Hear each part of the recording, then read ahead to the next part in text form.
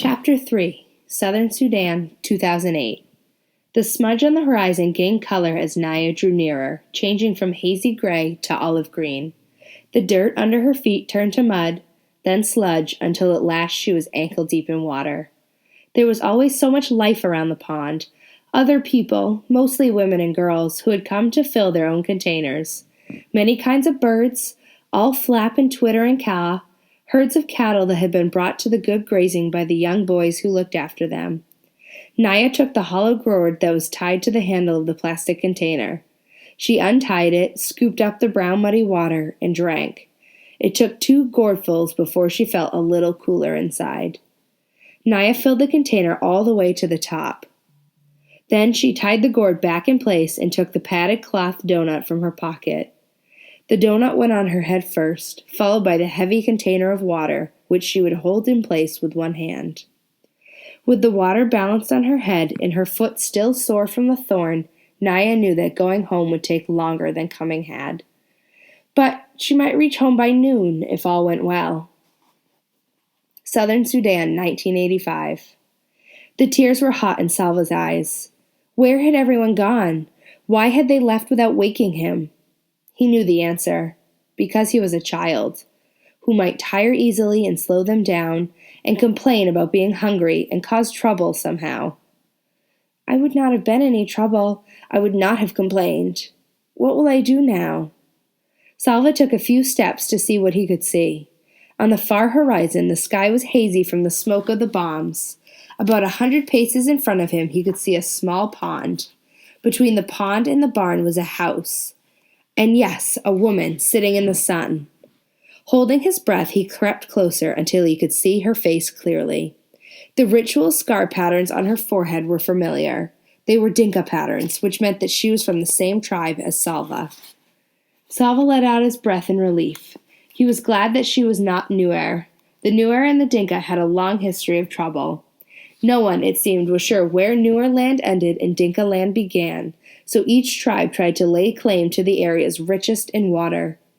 Over the years, there had been many battles, large and small, between Dinka and Nuer. Many people on both sides had been killed. This was not the same as the war that was going on now between the rebels and the government. The Dinka and the Nuer had been fighting each other for hundreds of years. The woman looked up and saw him. Salva flinched at her glance.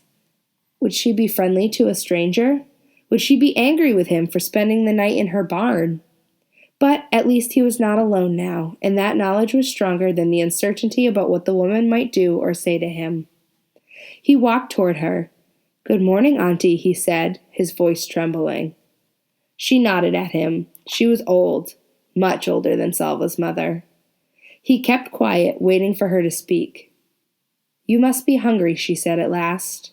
She stood and went into the house. A few moments later, she came back out and gave him 2 handfuls of raw peanuts. Then she sat down again. "Thank you, Auntie." Squatting on his haunches next to her, Salva shelled the nuts and ate them. He chewed every nut into a paste before he swallowed, trying to make each one last as long as he could. The woman sat without speaking until he was finished. Then she asked, "Where are your people?" Salva opened his mouth to speak, but his eyes filled with tears again, and he could not answer. She frowned. "Are you an orphan?" He shook his head quickly. For a moment he felt almost angry. He was not an orphan. He had a father and a mother. He had a family. "I was at school. I ran away from the fighting. I do not know where my family is." She nodded. "A bad thing, this war. What are you going to do? How will you find them?"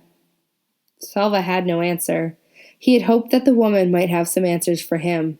After all, she was an adult. Instead, she had only questions.